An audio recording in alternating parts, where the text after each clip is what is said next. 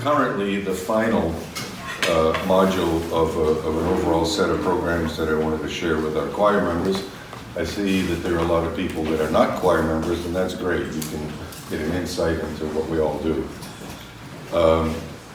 This module is called Elements of Choral Performance. This is a preview. This was designed for our choir and maybe others where there's English speakers. So I'll be doing all of this in English. For those of you for whom English is not your main language, I apologize.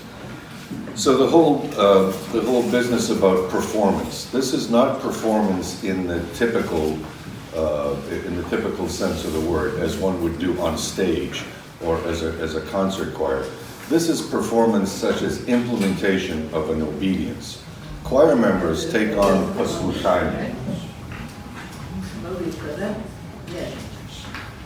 Choir membership is an obedience, like in a monastery, послушание. It's so when we perform our obedience, we do it in that manner, not in the form of for applause. The choir during services sings or chants the text that's assigned to lik in service books, and lik literally is face in Church Slavonic. And so what that means is choir members are representatives of the parishioners. We lead you in singing and reading of prayers simply because we studied them and we have the books, and many of you don't. So we sing these things. You follow along and pray with us by hearing the words. In some cases, people downstairs are singing along with us. In other cases, they're sort of saying things. And in most cases, they're thinking the same prayers that we're physically singing. The choir is not a soundtrack for the service. We're not there to make things exciting and pretty. We have very definite things that we are obliged to bring to the service, certain text without which the service cannot proceed. So it's a big responsibility. The choir is not there to establish the mood. However, we should be singing in a way that's appropriate for whatever the action is in the service. And I'll talk more about that later. Our chief goal is to communicate text. That's what it's all about. We can do that in reading, which in a very simple way. We can do that in unison chant, where everybody says the same thing, or we can do that in fairly elaborate compositions. But the bottom line is, we're there to convey text.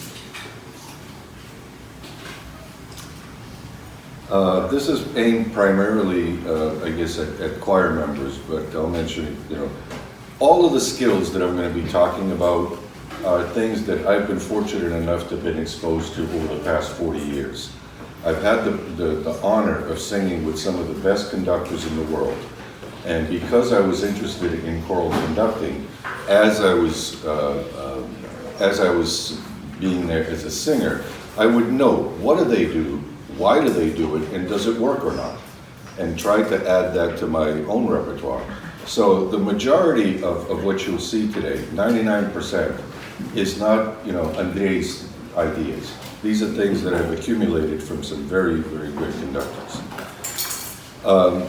In terms of preface, if everyone in our choir consistently does the things that I'm going to be talking about, we will literally be one of the best choirs in the world. The reality is that very few, other than very few professional choirs, very few have people that do everything that I'm going to be talking about all the time. And certainly in most parishes, that's the case. In other choirs, which is why I'm doing this, some people aren't even aware of some of this stuff. So that's why I want to share it with you. I don't expect after this workshop that everybody's going to be able to do everything that we talk about. Okay? So for those of you who are nervous, don't be. Okay? However, it's my job to make you aware of them. It's my job to show you how to do these skills. And it's my job to consistently remind you to try to do as many of them as you can. The rest really is, we're a work in progress, and we'll get better over time. So, let's, we can agree that the function of the chorus is to convey sacred text. So let's talk about this conveyance of text thing. Right now, I believe that I'm conveying a fairly clear message to you, okay? I'm a single individual speaking. Let's try, just as an experiment, everybody say this at the same time, right? Can you all see it? Yeah. Okay, let's all read it together. As soon as we begin chanting, our text conveys challenge increases. I would submit that that's less clear to a listener than, as soon as we begin singing, chanting, our text conveys challenge increases, correct? So the more people you have doing the same thing, the more difficult it is for people to understand. Now, if I start to sing the message, and you're listening to the way that I'm singing, is that not a little more complicated to understand what I'm trying to say than in a simple sentence? Okay? So, the simplest way of conveying text is by speaking. If we then have multiple people singing,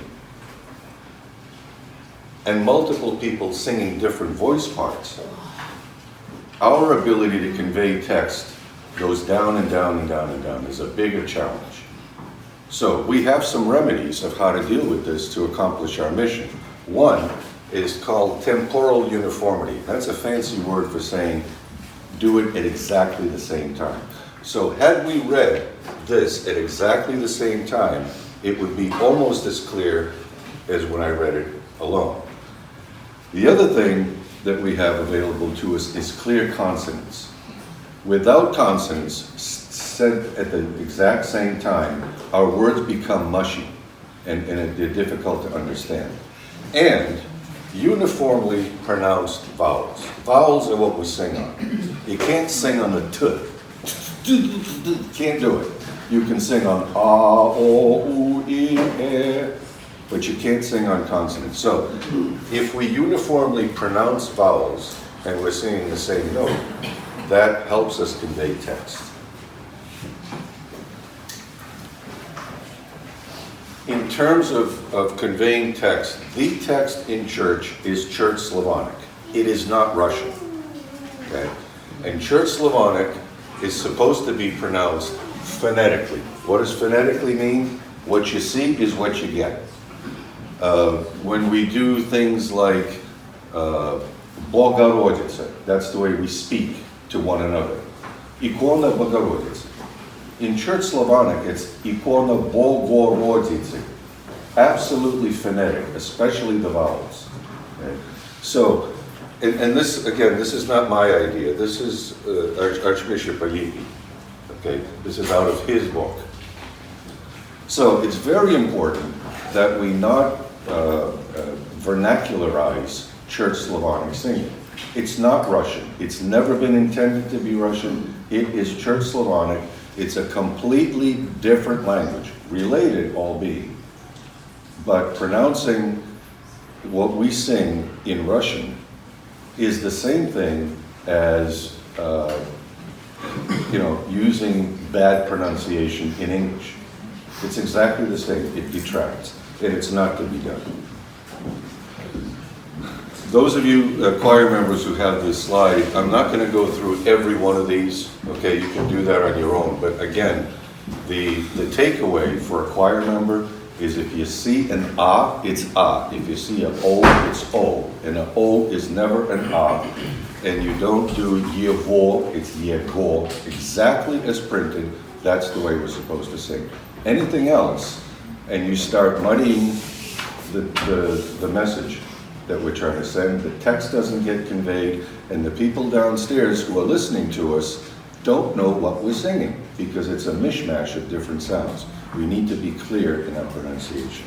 This, by the way, is from choral performance in pre-revolutionary Russia by Vladimir Morozan, one of the leading musicologists of our time. I've told choir members, and I'll share this with those who haven't been at rehearsals, I try to participate in as many conducting master classes as I can.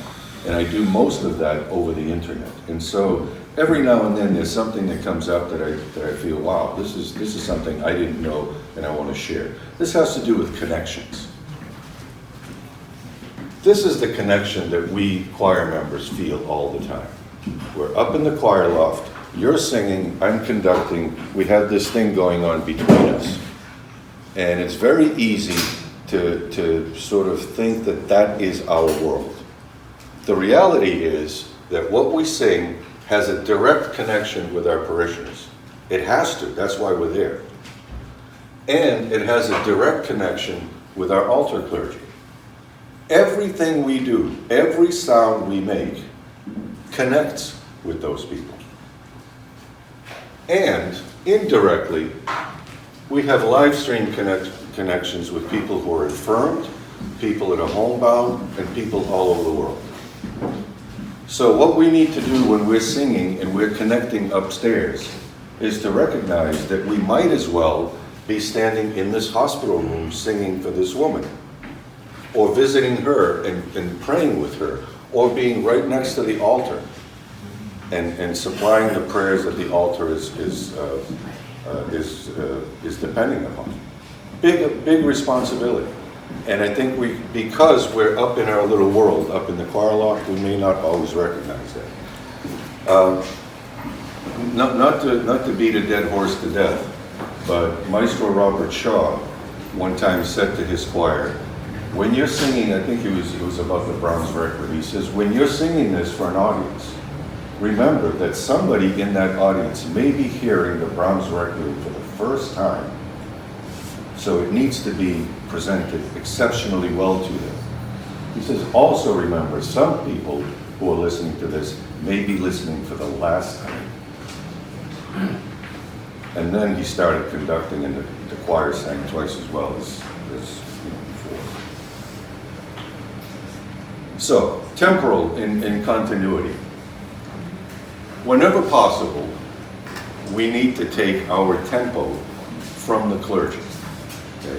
That's my job. Your job is to do it in the time that I show. That makes for continuity in the service. I need to consider the time that it takes for clergy to do things, like silent prayers, like moving the thing from one place to another, doing their thing. We need to supply them time so that by the time we finish, they finish, and we can go on. Our services, the way that they were designed by the Holy Fathers, are a single entity. This was, the Holy Ghost was inside their brains and showing them how to prepare our services. So our services are a single event, a single thing, a single entity that has different events. So as choir members, what we need to do is work for continuity on all levels. What does that mean? When we have a short musical phrase, we can sing,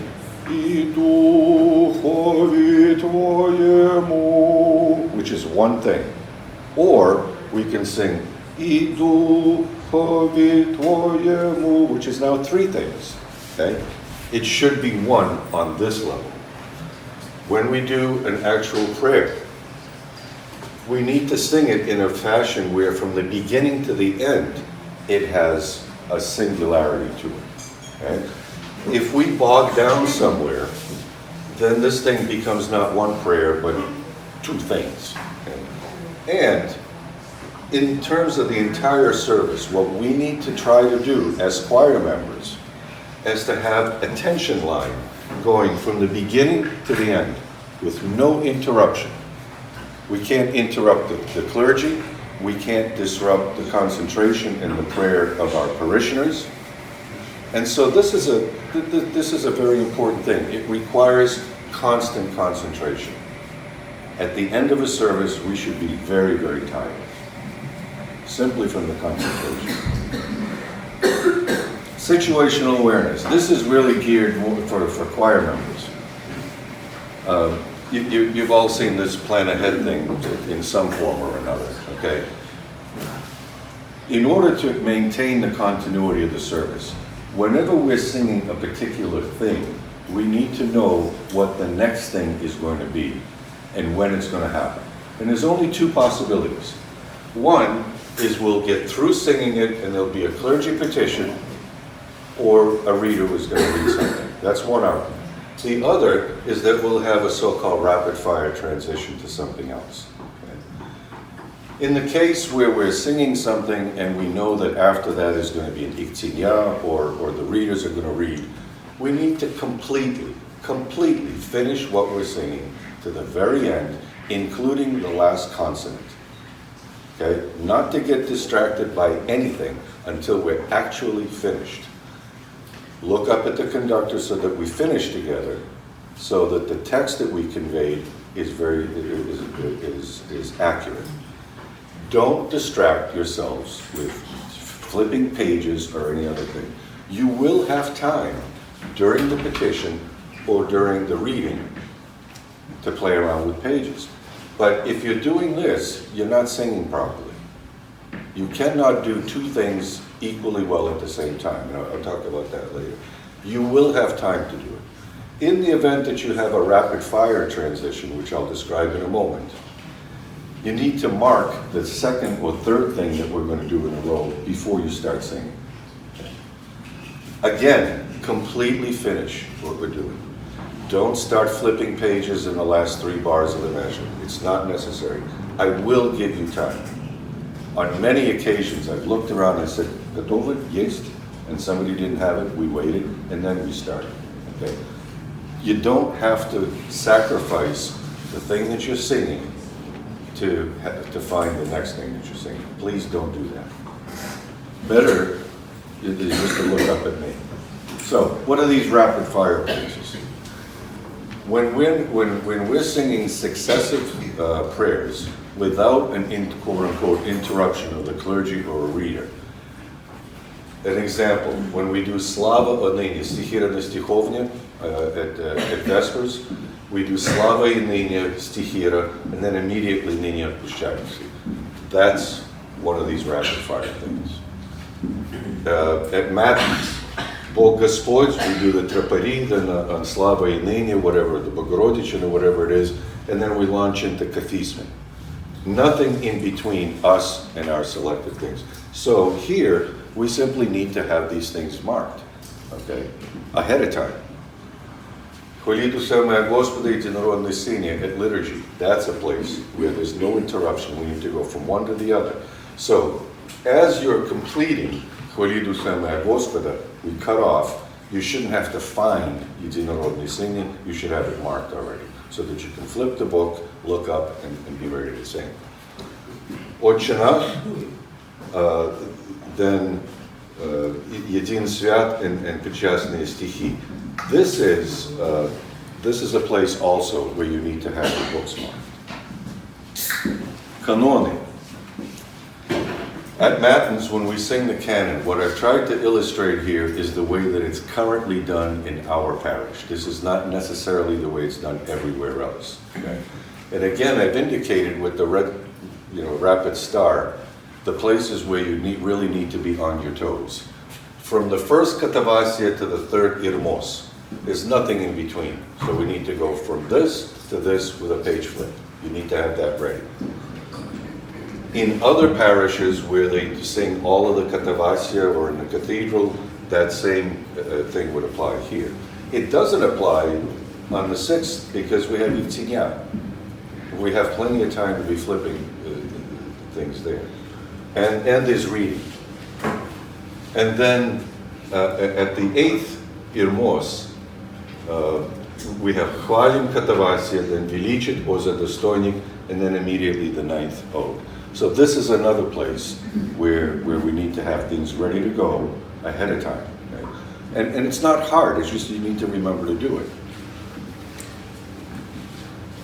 Every one of these, when you have this ch'tenya, the reading, okay, there's some combination, depending on what the holiday is, of Воскресные, Крестно Воскресные, Богородичные, Святым, and so forth.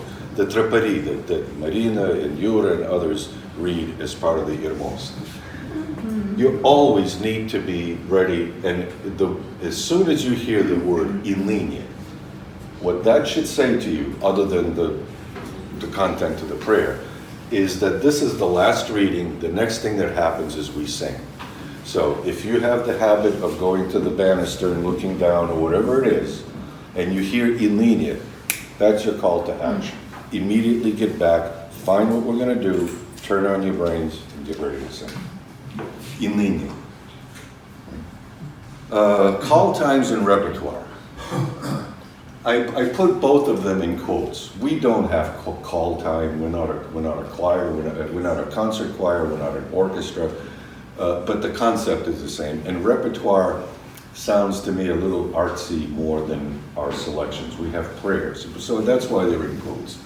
But most concert choirs have a predetermined concert program. They don't make it up on the spot. They have 25 selections. They're in a book. They go out there and they sing it. That's what they've been rehearsing for the past 3 months. We don't. We don't have that. We have things that change because of what the holidays are. We have things that change because of how many people are at the service, whose arrangements we're going to do. So we don't have that luxury. Call times, typically for an orchestra or a choir, is from 1.5 hours to 2 before the concert. That lets the group have a last-minute performance, detailed drill, a warm-up, and so forth. Some churches do that. We don't. And the reason that we don't is because I could not ask people on Sunday, especially those who are coming in and are going to take communion, to sit in a half-hour rehearsal before liturgy. I just morally, I'm not going to do that. Okay. And before Vespers, before Vigil, also, I think the rehearsal has to be separate, and then we come, we organize ourselves, and we pray. But mixing the two has never been good to me, so we don't do that. With the exception of a few poor choir members, I literally almost never know who is going to show up and how big our choir is going to be. So some of you have seen, my looking over the banister saying, gee, did she come and so forth. That makes it impossible for me to pre-plan what arrangements we're going to use in the service. Because I can come up with a wonderful plan. Some people don't show up, the plan goes down the tubes, and then we have to make mid-service corrections that results in confusion. I must tell you that any time a choir member arrives, whether it's before the service, during the service, or halfway into the service, I'm delighted to see you. Slava Bogu that you're there. Okay? I would be even more overwhelmingly delighted if we could get to an ideal situation where all choir members are in place upstairs, not walking around the church, upstairs 15 minutes prior to the beginning of the service. Why? It allows me to understand who's there. Do I have second altos? Do I have first basses? Can we do male choir? Can we do female choir? Can we do an elaborate thing, or do we need to do a simple thing? I can understand all of that before we start. I can tell you, the choir members, what selections to put together. And then the rest of the service just simply marches. It also would allow you to have some element of a short personal prayer just to get your heads together. The idea of trying to find a parking space, running up the stairs, and trying to be there for the second Iktinya is not as ideal. Do yourself a favor, if you can. I know there's circumstances and so forth. It also would allow us to begin our services in a calm, prayerful, and organized mindset. So if you can, aim for 15 minutes before the service upstairs, please.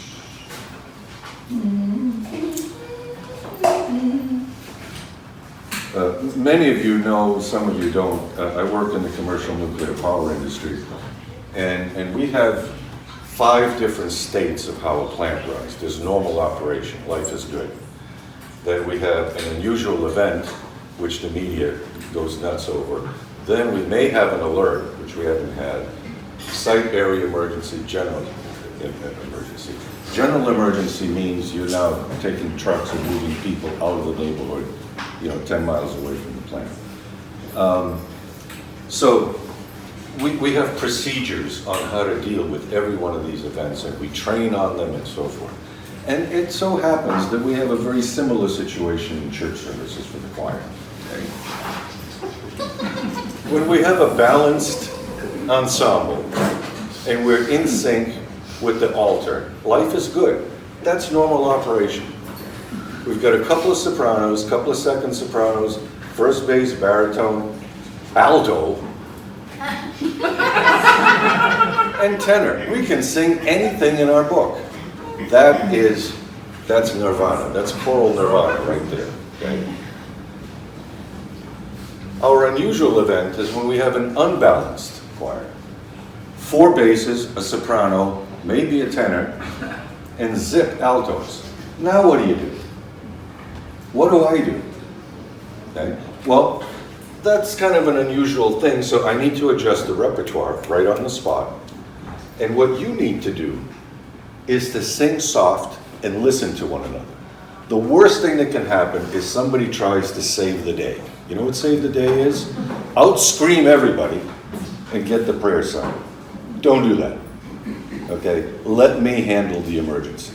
Just sing soft, watch, and make it appear as normal as possible. Change of any kind, somebody walking in late, a change in selection. Let's say that at the beginning I said, let's do Cheruvimskaya Kalinikov, hoping that we'll have a couple of second sopranos. As we draw closer, okay, all of a sudden there's no second sopranos, you can't do Kalinikov. So I'll say, Cheruvimskaya such and such. Be on your toes for audibles. You guys know what audibles are? Quarterback comes up to the line, they just said we're going to run that way. He looks, there's 15 defenders over there, so he says, Nick, and all of a sudden they're running the other way, and everybody understands it. That's an audible, okay? So audibles up in the choir is Не Kalinikova, Starosibnovskaya. If you miss it, you're going to sing the wrong thing. You've got to be on your toes. Okay? And then the worst thing for choir members, for choir conductors, I have nightmares about this, is when we turn into a marching band. Okay? When we're out of our element, out of our choir loft, what happens is, you know why the pyramids are 53 degrees? Because that's the way ground settles naturally. That's a physical phenomenon. Okay? That's what happens to choirs. From this, the choir sort of spreads all over the church. And I'm trying to conduct something if we're downstairs. Like, we come downstairs and everybody sort of spreads. Okay? That shouldn't happen. We are a choir, whether we're upstairs, downstairs, outside on a football field, or marching around the church. Stay together. Go for normalcy. Okay? Because what happens is when we get into an off-normal situation, things get even more off-normal. Do the opposite. When we're downstairs, try to be in a formation that's as similar to our choir loft as possible. When we're walking Kresny Chod, okay, we're not a marching band. I can, if you want, to have a rehearsal of us walking around, singing around the church. I think it would be just better if we think, nobody saved the day, nobody tried to save the day by screaming louder than anybody else. Sing as well as you do in the choir loft, and don't spread out, okay? Enough about that. Now, finally, let's talk about singing. But before that, let's consider the entrance. Before you start singing anything, you need to be aware of the context.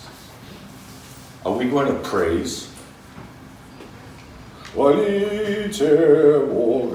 Should be praiseful. Right? Are we going to teach? Like singing a dogmatic in stihira? Or are we going to ask? Not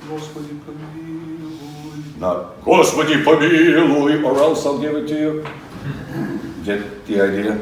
So the context, if you're not aware of the context of what you probably are subliminally, but you have to actively know, I'm about to ask for something. So it's Подай Господи, not Подай Господи.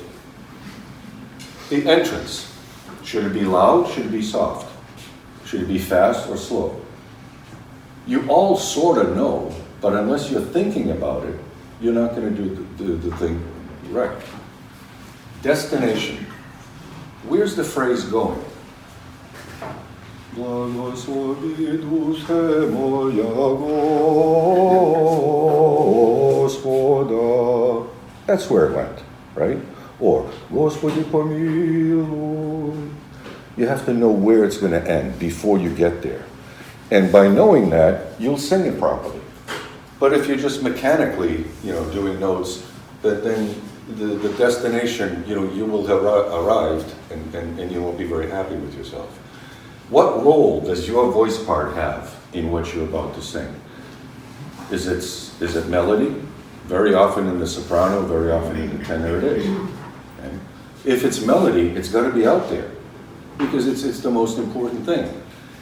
Is it harmony? A lot of times we have harmony between the soprano and the tenor. Okay? So understand your role. And accompaniment, more often than not, altos and basses are accompanying. It's very, very important. Without the accompaniment, the thing doesn't sound right. But it can't be louder than the melody so that nobody understands what the melody is. And so all of these, it's all up here. It's got nothing to do with the voice. The final thing that this all culminates in is imagining it. Before you sing, you have to be able to hear this, how it's going to sound, how it should sound in your brain. Some of you probably do that, others don't. If you don't, suicide is not the answer. But be aware that that's something that you can work towards. Because if you know what you're about to do, if you can hear it, you'll probably do it. Okay? So this is all upstairs. This is all the brains. Now we get into the physical things. Listen with the ears to the pitch.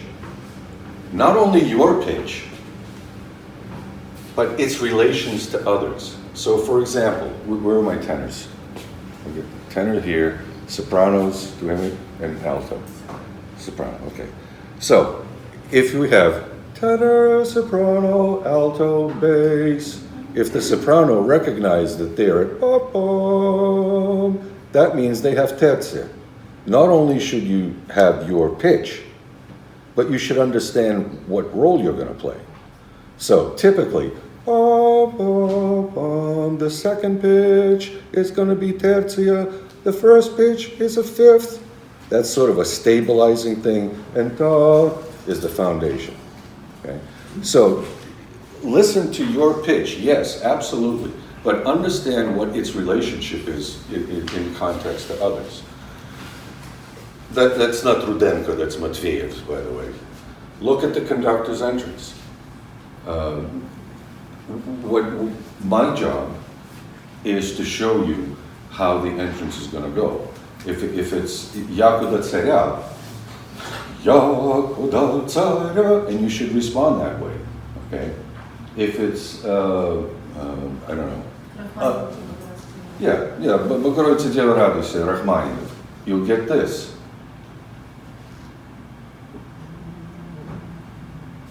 I think you can tell from the manner, if I do it properly, how you should execute okay? So look for that.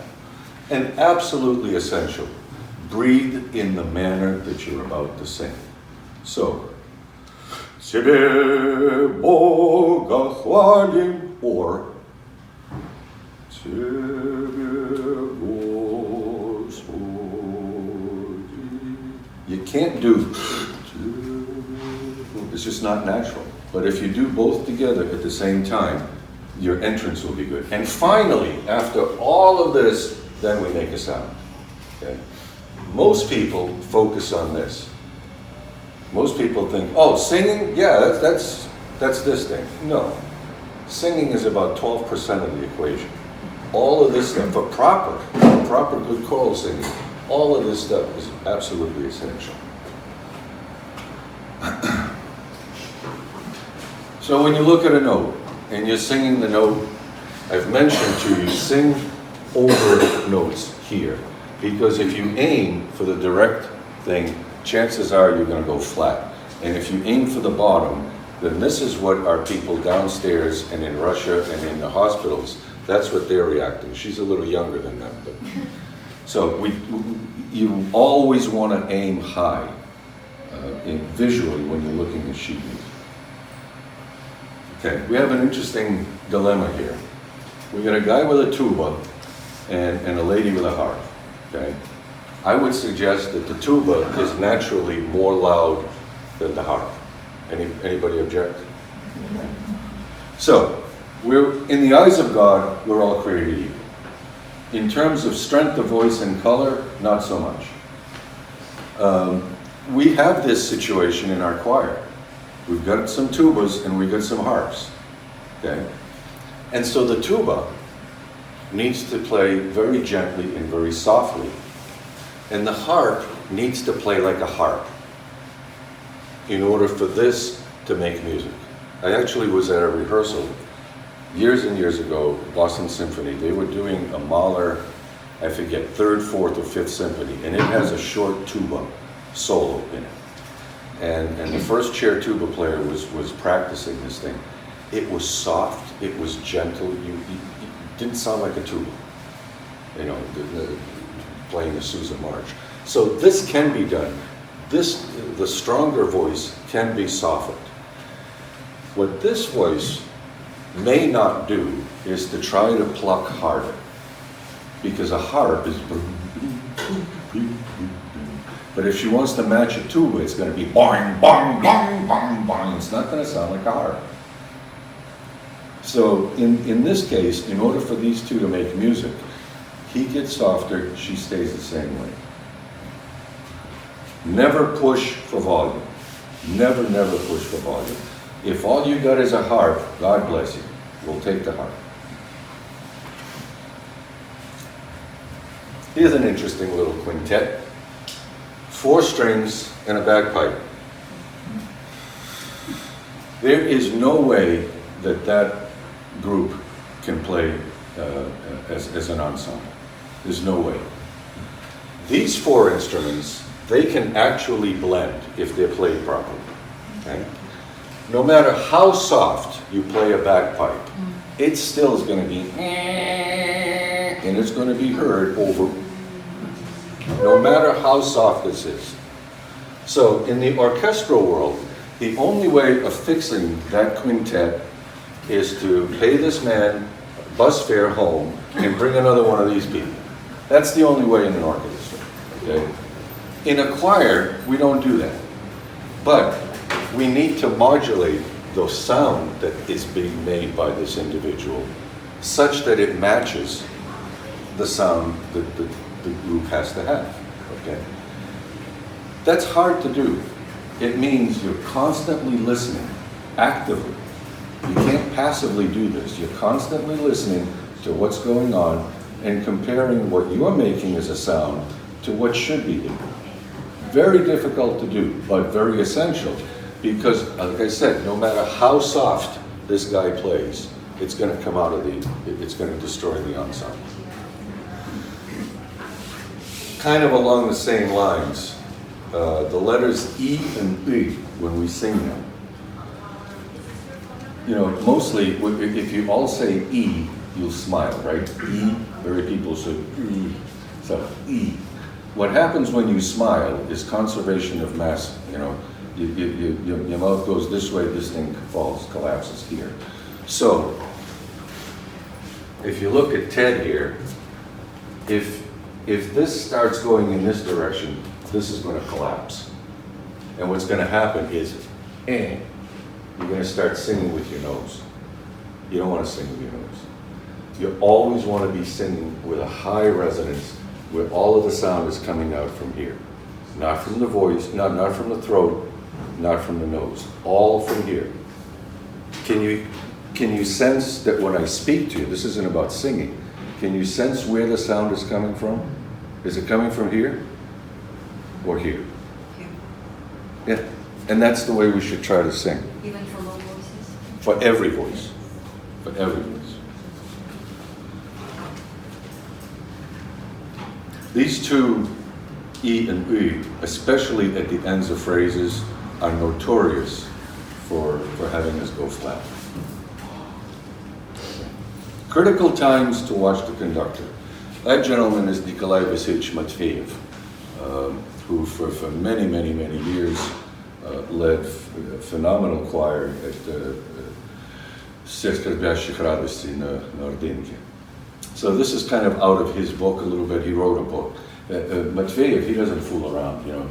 Other people, they write books that say, it would be best if the, he says, do this, do this, do this, never do that. He's very, you know, very black and white, if you will. That's why I've got a black and white picture. So, number one thing with Matveyev is the distribution of the pitch, he says, requires the greatest amount of concentration for choir members. You're not even making a sound yet, and he's asking for concentration.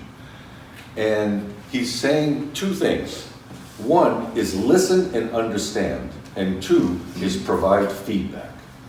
And I've had this happen in our choir, where I'd be distributing pitch, and one of the most important pitches in the thing that we were singing was for Louis Buster. He's not here, so I can talk about him. So I'm doing, and the minute I did that, he said, got it. And then, and we started singing and everything was good. Okay. That's the way it should be. However many people are in the choir, okay, at the time when I'm distributing pitch, there would be 2 times that many eyeballs that need to look at me. This isn't because I'm on a power trip. It's because I need to understand that you got it. And more importantly than that is if I do na da da and the soprano or the alto is going, you know, no, I didn't get it. That allows me to redo it. You understand? So it's not me giving pitch. It's you acknowledging receipt of pitch. That's just as important. Okay? And it's hard to acknowledge your pitch from this.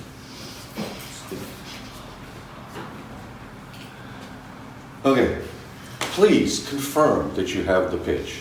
Or more importantly, confirm that you don't. Just make a signal. Say, I don't have it. Don't start. It's going to be a mess. Okay. Beginnings of selections. That should be obvious. You can't start singing something when you have, you know, when you're playing with a book and the choir director's over there. That's just not done. Look for the motion with an ensemble breath. Okay. At every breath mark, and we're fairly careful in our music about where we breathe and where we don't. The reasons for those are because we don't want to disrupt the text phrase. That's why in some cases we have breaths, in other cases we don't. So it's important. At every breath mark, look up so that you finish singing together and restart together. At every fermata. Anybody not know what a fermata is? Everybody knows. Oh good, the written test is going to be great. A fermata, by definition, is an indefinite thing. A fermata can be short, it can be a half an hour long. Staring at a fermata is not polite. Okay? Fermata don't like to be stared at. But much better is when you're at a fermata, look up and see where the cutoff is, if there's a cutoff, and then when we resume again. Every performance marking, like dynamic, diminuendo, crescendo, why would you want to look at the conductor when we're getting louder? What's the purpose? The purpose is that my job is to go from a relatively quiet section to a relatively louder section. And it's my job to judge when we've gotten there. So as you become louder and louder, I'm feeding back to you saying, yes, yes, yes, that's enough. Or when we're getting softer, saying, enough, enough, enough, soft enough. So if I can't transmit to you, yes, you've gotten loud enough, or yes, you've gotten soft enough, if I can't transmit that to you, you have no clue how much louder or how much softer to get. That's why it's important when we're changing things to look. Every accelerando, we don't do a whole lot of accelerando. Accelerando is faster, but we do a lot of retard, where we slow down at the ends of things. Okay? You've got to look here because you have no clue how fast we're going to slow down. other than what I showed you. And at the end, obviously, of every selection. This, you know, when we finish off a piece, we need to do it together, okay? There's no point in staring at the last note. It's not going to change, okay? And don't distract yourself with playing around with books. Make a nice, as well as we've sung the entire prayer, make sure that the end of it is equally quality. When singing, every note has one of three functions. It's either leading towards a climax, or it is a climax, or it's a resolution of a climax. Okay? This is not Roudenko, this is Robert Shaw. So,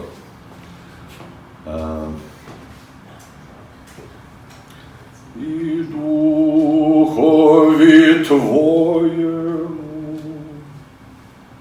і духові is leading someplace, Tvo is the place, yemu. And that occurs in every phrase that's either a stihira or is written by a competent composer. This is happening all the time. Am I asking you to understand the function of every note that you sing? No. I'm asking you to be aware that just singing with the trace of a cardiogram of a dead person is not going to send a message. Okay? Recognize every note in the phrase must be executed as one of these. And it's my job to show you this, it's your job to react to react. Ensemble, this is Chesnakov. Within your voice part, we talked about this a little bit with the bagpipe guy, okay? Every voice part, we need to have uniform volume, not one vidushchi, you know, one person that's screaming and 15 others that are sort of playing along. All the voice parts need to be balanced in terms of how loud they sing and the color of the voice. So if the bass section is doing this, the tenor section should be doing this, because it's not going to match. It's not going to match when we sing, or soprano or alto, whatever combination you want. Then among sections, so this is bass, tenor, alto, and so on. Among sections, this is which part has what role. It could be the second sopranos, it could be the first basses, but somebody is doing melody, somebody's doing harmony, somebody's doing accompaniment. So at that point in time, that voice needs to sing appropriately. And these responsibilities change. And I'll show you that in a minute. Again, when singing, breath marks, observe them, cut off together. No breaths, observe them, don't breathe. And make a slight crescendo where you would have otherwise breathed to reinforce the fact that it's a no breath. Holding a note, I've talked about this. Some of this is old news for a lot of you. You never hold a note, you develop a note. You always make it prettier. The longer it is, the more development in pitch and color it should have. Look ahead, plan your breaths. When you see a piece of sheet music, you can see where the commas are and where the little no breaths are. Look at that and pay attention to it. If what I try to do is to print most of the stuff that we sing on a single sheet of paper. Whenever possible, if it's 2 sheets, I try to put it in the book such that you don't have to flip a page. But there are cases where you actually have to turn the page and keep singing. So if that's the case, it's very simple. You look at what's going to happen and then you flip it back over so that you know what's coming. Okay? But you need to be aware to do that. And then maintain the awareness of this destination of where it's going, the Robert Shaw thing. Vocally, we need to end everything that we sing, every phrase, every selection, we need to end it tending up. When you're singing a melody, execute intervals that are going up and wider. When you're going down in the melody, make the changes smaller. That'll keep it from going flat. Using sheet music. Use sheet music as sparingly and occasionally as you possibly can, as a reminder and as a guide. One thing that I don't think I maybe did it once or twice, is to actually give you something completely new that you've never seen in a service and said sing. Okay? We very rarely do that. So most of the stuff that we sing, you've probably heard someplace, in some cases thousands of times, in other cases 5, but you've heard it somewhere. So use the sheet music as a reminder. You know our selections better than you think. Trust the force. Okay? And to demonstrate, where are the tenors? With altos?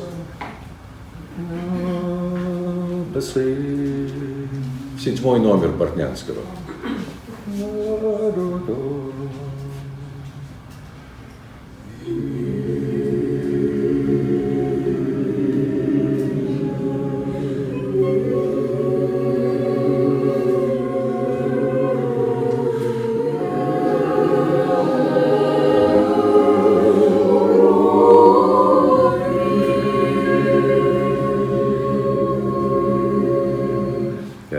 Second sopranos too, okay, and alto.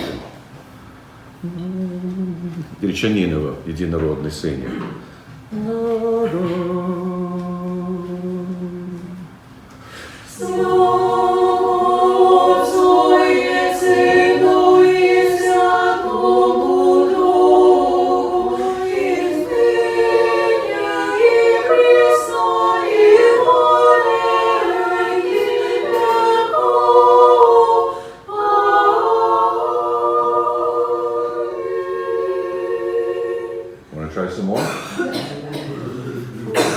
You get the point? You know this stuff a lot better. Oh, here's a good one. Сугубая циня киевского распева, the first one, the first тройное. Господи помилуй, Господи помилуй, Господи помилуй. Second one. Господи помилуй, Господи помилуй, Господи помилуй. Первый. Господи помилуй, Господи помилуй, Господи помилуй. Okay, so the reason I wanted to do that, we at one time during a vigil service, I said, Kievskого распева сугубая циня, and one of our choir members started furiously looking in the book. And we had done, 1, 2, and then the final one, just as we were doing the final one, he said, found it. He had been singing all along.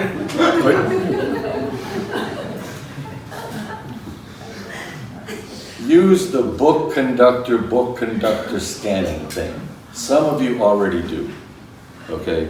But those who have, the book plastered in front of their face, looking at the notes. Some of you that do that probably don't even read, do solfege, so I don't know why you're doing it.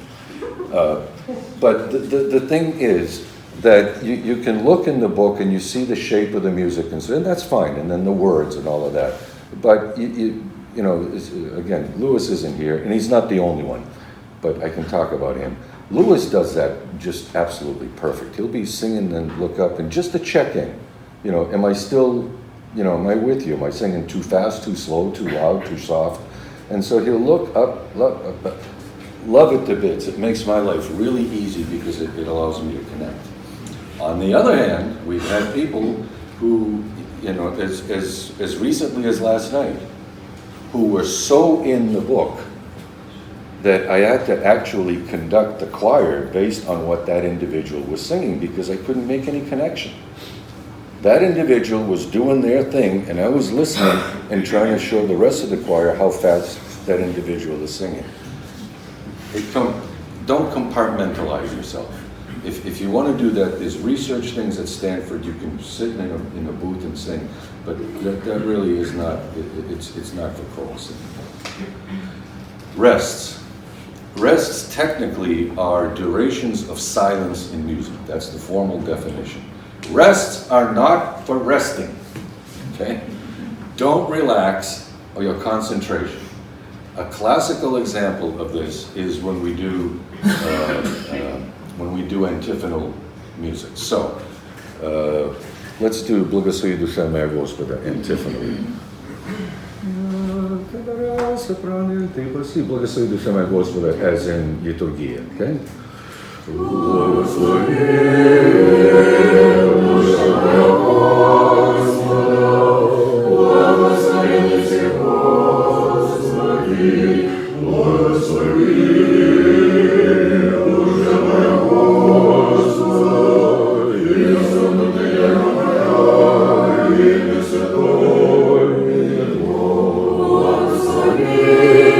So, the sopranos and altos who were not singing, okay, that's not time to go out for a beer.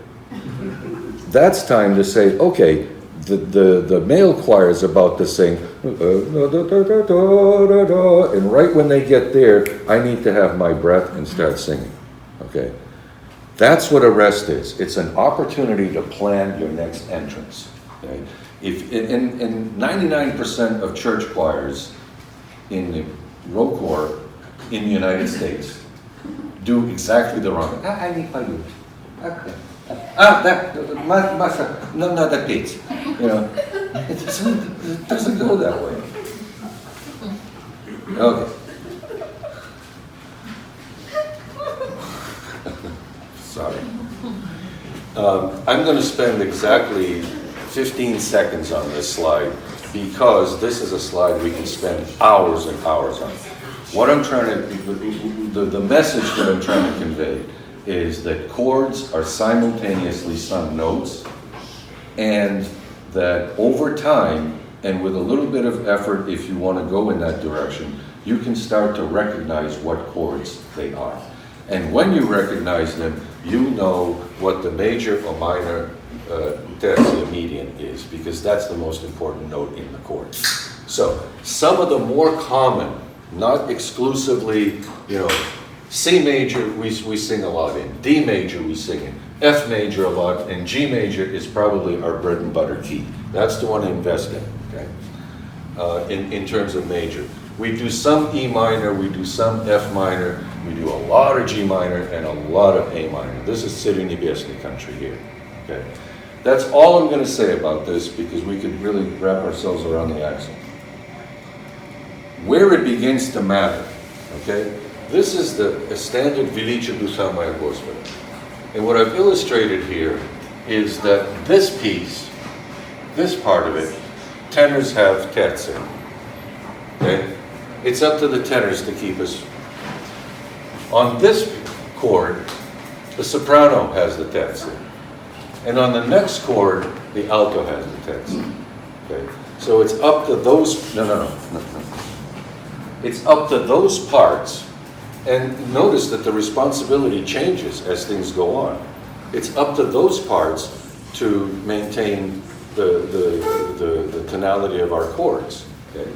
So, now that we're enlightened, okay, when you get to the part where you matter, sing a little louder.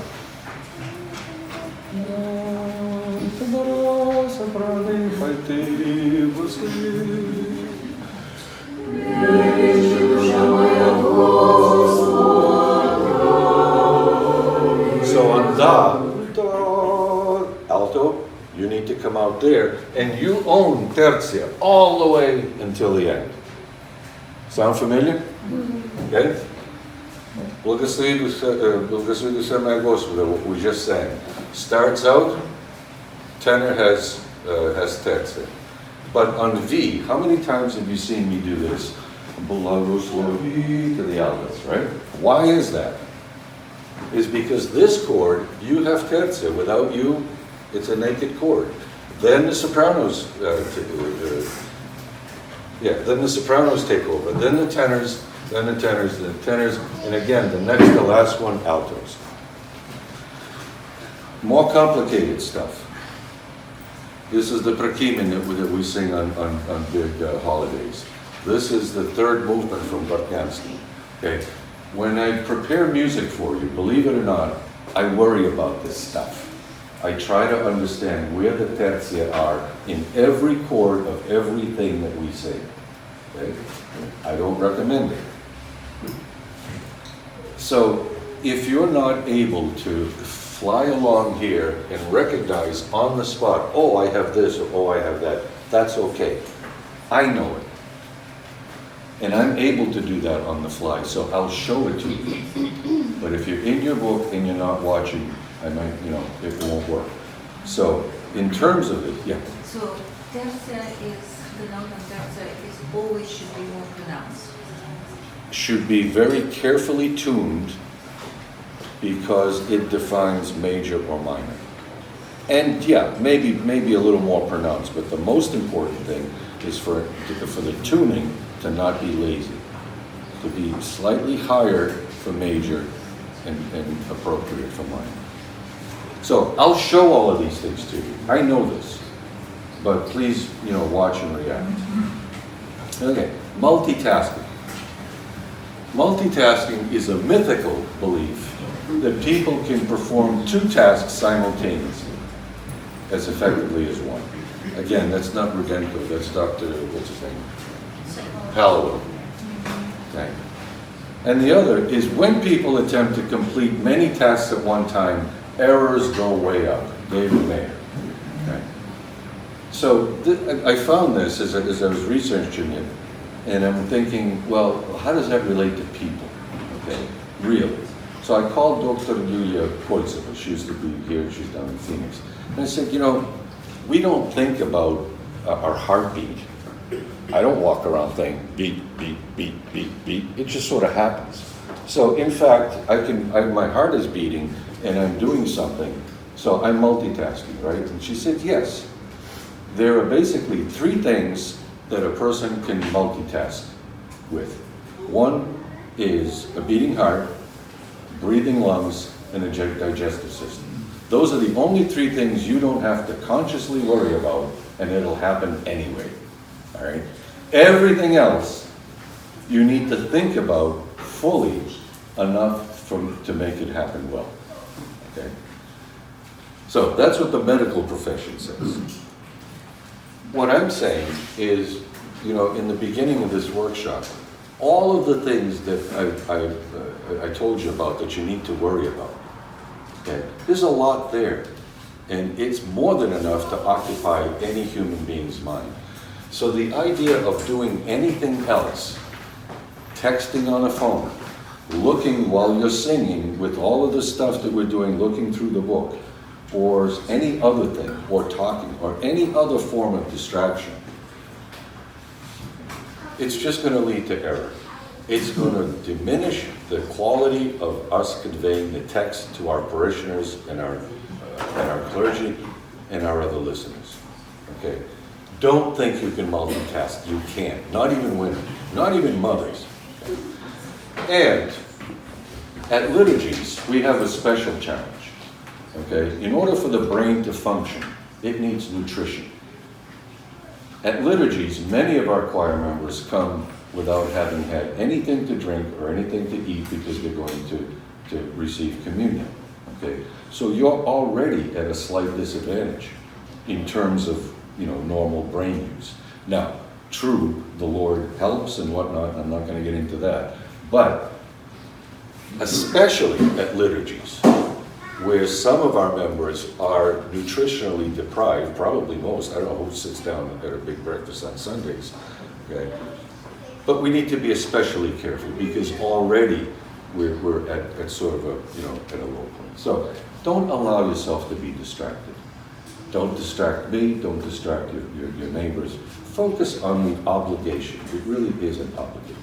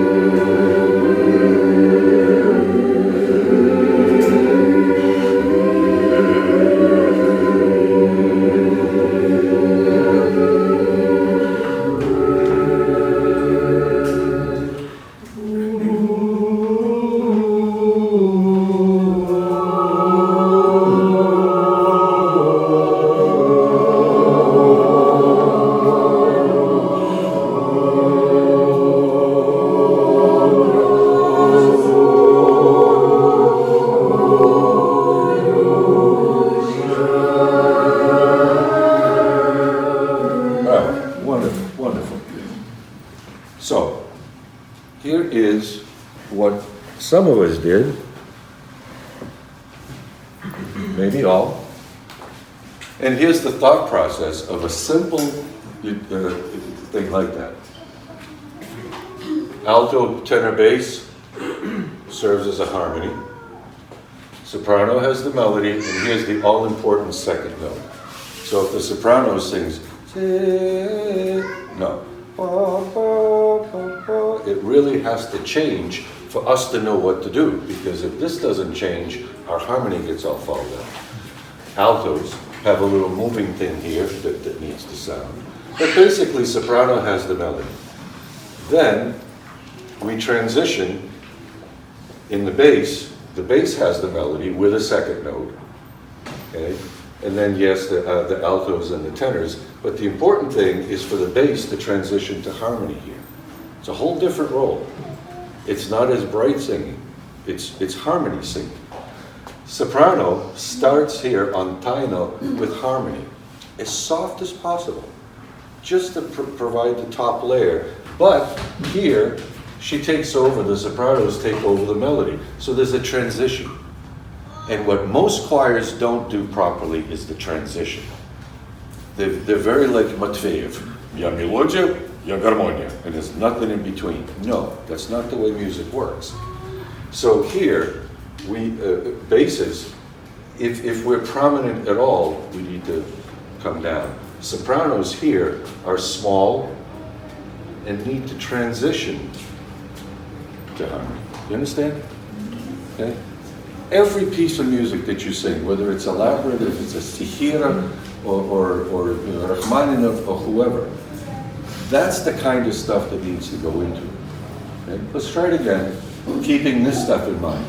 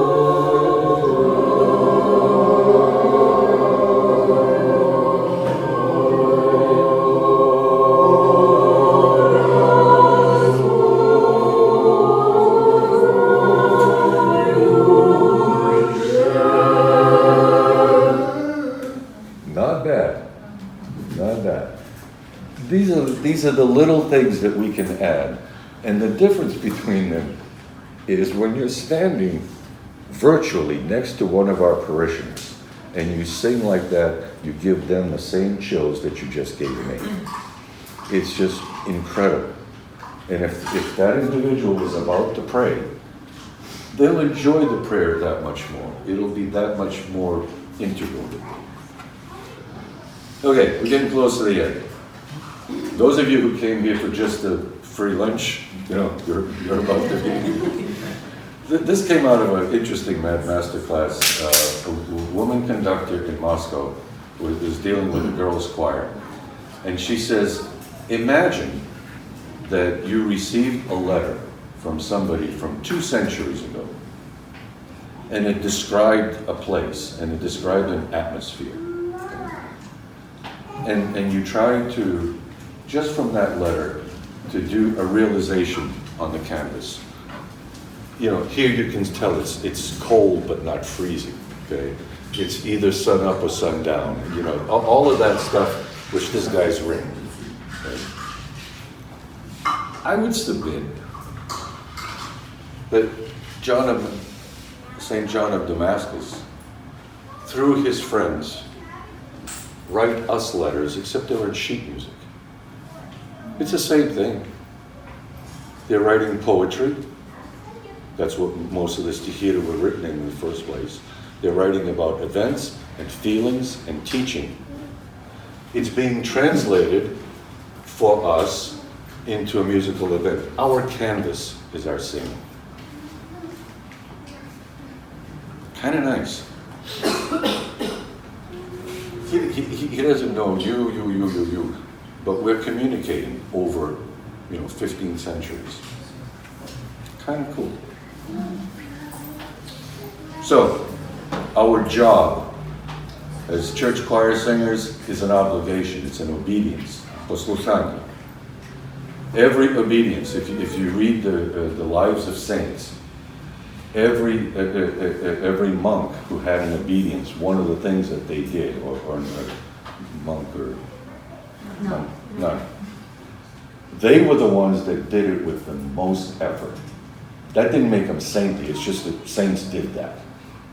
They brought everything they had to full obedience, full effort. So, details matter. You wrap up all of these details and you put them all together, and different things will occur. Good church choir singing depends on understanding what we bring to our service. It's a glue, and it's critical parts of text without which the service cannot occur. Liturgy, you need somebody to chant. You can't do it without a chanter. Our singing impacts lots of people in lots of places, in lots of ways, whether we recognize it while we're singing or not. So what I'm trying to do here is bring the awareness that when we're trying all of our concentration and we're singing as well as we possibly can, we're conveying the message, then we're doing our obligation.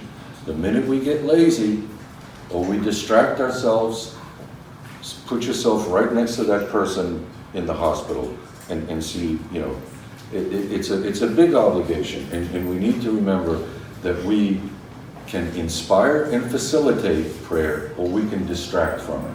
Fortunately, 99 times out of 100, we're, I think, doing the right thing and inspired. So we need to, be very careful that we don't distract. The techniques and skills for good church choir singing are pretty well established. I didn't make any of this stuff up. I didn't have to make up anything new. This is all coming out of things,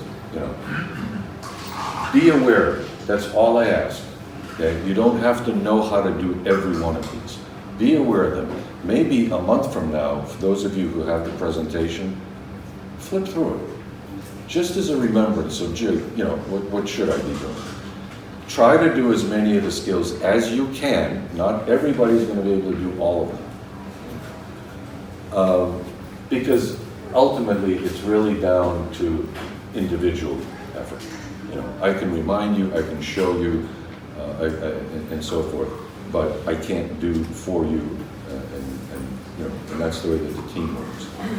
So we've all been granted, by the Lord, talent, musical talent, and we're very fortunate, I believe, to be in this parish with such a wonderful choral program. So that can be an inspiration. We have a great choir, and thanks to all of you, it can be even better.